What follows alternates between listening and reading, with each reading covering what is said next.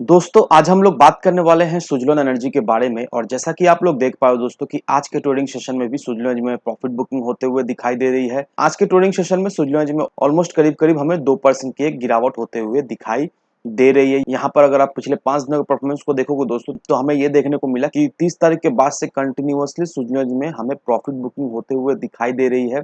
और 30 तारीख से अब तक सुजलोन एनर्जी हमें ऑलमोस्ट 8.5% के करीब टूटता हुआ भी दिखाई दिया है। तो अभी हमारा रणनीति क्या होना चाहिए सुजलोन को लेकर, साथ ही साथ दोस्तों कुछ बहुत ही बेहतरीन खबर सामने निकल कर आई है जिससे आने वाले समय में डायरेक्टली इनडायरेक्टली सुजलोन को हमें बेनिफिट मिलता हुआ दिखाई देगा। तो वो क्या खबर है, किस तरह से बेनिफिट मिलेगा, इन सारी चीजों को हम लोग डिस्कस करेंगे इस वीडियो के माध्यम से। लेकिन सबसे पहले दोस्तों एक बार सुजलोन एनर्जी के एडवांस चार्ट पर जाते हैं और समझने की कोशिश करते हैं कि कहां तक सुजलोन एनर्जी में प्रॉफिट बुकिंग होते हुए दिखाई दे सकती है, एज वेल एज कौन सा लेवल सही रहने वाला है सुजलोन एनर्जी में फ्रेश एंट्री लेने के लिए। अब अगर आपको याद दोस्तों बहुत समय पहले ही मैंने आपको एक इंडिकेटर बताया था और उस इंडिकेटर का जो नाम है वो पैराबोलिक एसीआर इंडिकेटर। अगर आपको याद होगा तो ऑलरेडी अब तक आप समझ गए होंगे कि मैं इस इंडिकेटर के बारे में क्यों आपको बता रहा हूं। जिन लोगों को नहीं पता उन्हें फिर से एक बार मैं इस इंडिकेटर के बारे में बता दूं। ये जो पैराबोलिक एसीआर इंडिकेटर है, इस इंडिकेटर को अगर आप चार्ट में पुट करते हो तो इससे देखा है तो काफी ज्यादा मदद मिलता है ये समझने में कि हमें किस लेवल पर एंट्री, किस लेवल पर एग्जिट करना चाहिए, कौन सा लेवल पर एंट्री लेते हैं तो किस तरह का हमें वहां से प्रॉफिट मिल सकता है। एक बार मैं आपको एग्जांपल के साथ यहाँ पर समझा दे रहा हूँ। अब देखो दोस्तों जब भी आप पैराबोलिक एसीआर इंडिकेटर किसी भी चार्ट में पुट करोगे तो यहाँ पर ये जो डॉट डॉट है ना, इसी डॉट डॉट को पैराबोलिक एसीआर इंडिकेटर कहते हैं।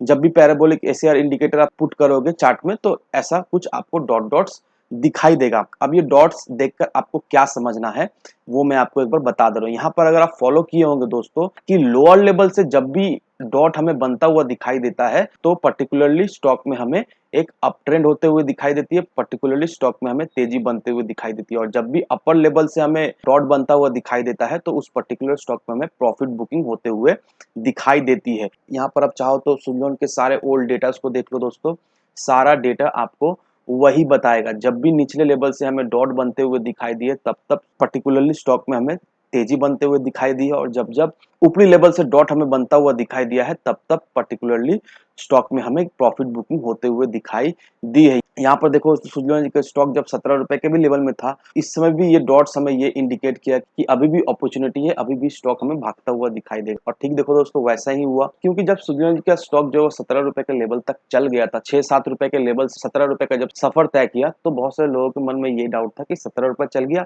अब ये स्टॉक में कोई गतिविधियां, अब ये स्टॉक में कोई तेजी नहीं बनेगी। लेकिन उसके बावजूद भी सुजलोन जी हमें 27 रुपए के लेवल तक जाता हुआ दिखाई दिया। क्योंकि अगर आपको टेक्निकल्स के बारे में पता होगा ठीक से तो आप पूरी तरीके से श्योर हो जाओगे कि कौन सा लेवल में आपको खरीदारी और एग्जिट करना है। यहाँ पर भी अभी के समय में सेम सिनारियो क्रिएट होता हुआ दिखाई दे रहा है।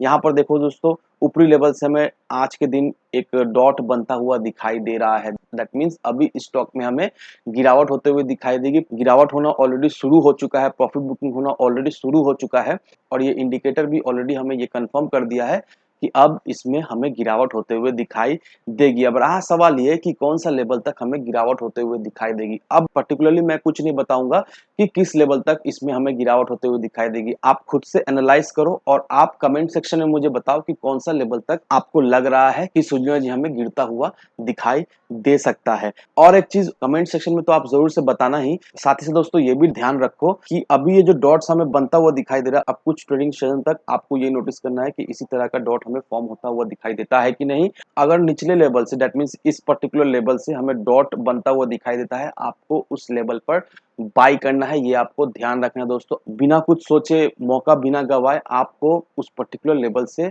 जस्ट बाई करके रख लेना है। अब यहाँ पर एक बहुत ही अच्छी खबर सामने निकल के आते हुए हमें दिखाई दे रही है। यहाँ पर देखो दोस्तों इरेडा और IFCL team up to finance renewable energy projects. अब यहाँ पर IREDA as well as IFCL ये दोनों ही कंपनी जो है वो अब को lending as well as loan syndicates for all category of renewable energy projects. That means ये दोनों ही कंपनी टाई अप कर चुके हैं। अब ये दोनों कंपनी क्या करेंगे, अब ये दोनों कंपनी एक फिक्स्ड रेट में रिन्यूएबल एनर्जी कंपनीज को जो है वो लोन प्रोवाइड करेगी। अब आपको तो अच्छी तरीके से पता है ये जो इंडस्ट्री है बहुत ही मनी हंग्री इंडस्ट्री है। इस इंडस्ट्री में अच्छा खासा हमें पैसा लगता हुआ दिखाया था, क्योंकि बहुत सारा पार्ट्स बाहर से मंगाना पड़ता है, बहुत सारा पार्ट्स जो है अवेलेबल नहीं रहता है। और अभी के समय में मैन्युफैक्चरिंग कॉस्ट तो कम है, लेकिन उतना भी कुछ खास कमता हुआ नहीं दिखाया। तो टेक्निकली काफी ज्यादा मनी हंग्री ये इंडस्ट्री है। और हम लोग ये भी नोटिस किए कि ये इंडस्ट्री में जो भी कंपनीज है ना, उसका लोन अमाउंट अच्छा खासा है। अभी तो सुजलन जी का लोन अमाउंट हमें कम होता हुआ दिखाई दे, लेकिन इससे पहले अगर आपको याद हो तो अच्छा खासा सुजलन जी का कर्ज था, वो कर्ज को चुकाना ही पड़ता था